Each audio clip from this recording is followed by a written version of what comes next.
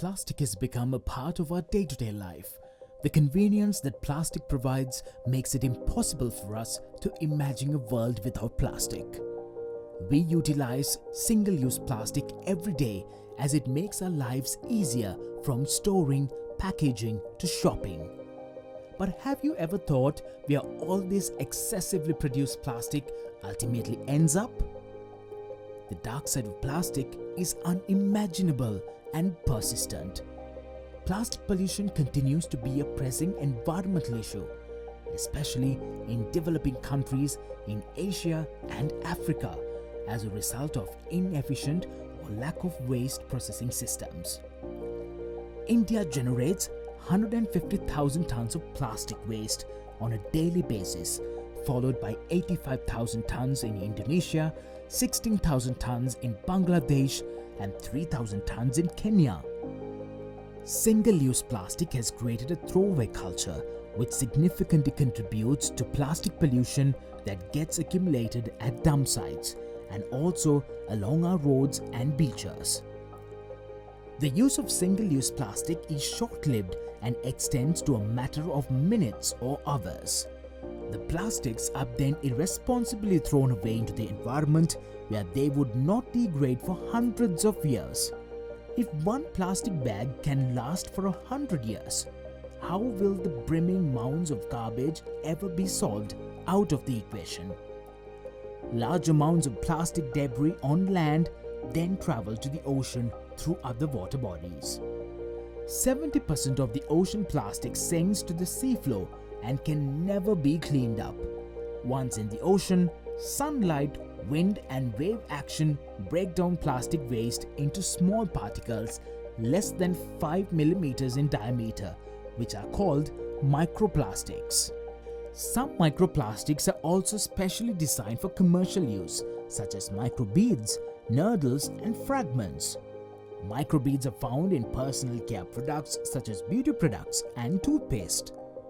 Nurdles are used in industrial manufacturing to produce anything plastic. Fragments are particles that result from the breakdown of larger single-use plastic products. Microfibers are released from synthetic fibers such as polyester and nylon. The increase in plastic pollution has led to the death of millions of animals every year, either by entanglement, choking, or starvation. Abandoned fish nets and discarded plastic causes fatal injuries to our marine life. Microplastics in the ocean also disrupts reproductive systems, stunts growth and causes liver damage. Almost all birds are exposed to plastic in their diet. Microplastics have been found in hundreds of marine wildlife where plastic is mistaken for food and once ingested could clog their intestines, leading to starvation and death. Other toxic pollutants in the environment tend to bind with microplastics that animals eventually ingest. These substances begin to accumulate in their body and make their way up the food chain. Microplastics disintegrate further into plastic microfibers, which have been found in drinking water systems and drifting through the air. Research suggests that humans consume more than 100,000 microplastic particles a year and are exposed to chemicals and toxins from plastics accumulating inside the body. Inhaling very fine particles of any type of material can also cause respiratory irritation and serious cardiovascular problems. What can we do to save our environment from plastic pollution? An effective solution is the 3R initiative: reduce, reuse, and recycle.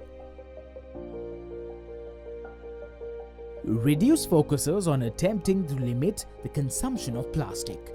You can use eco-friendly bags to get your groceries, purchase durable goods, and avoid disposable and overpackaged goods. Reuse is the repeated use of items or parts that have usable aspects. It can be used for the same purpose or in place of other objects, like using discarded plastic containers to plant a small tree. Recycling is the collecting and processing of waste into new material.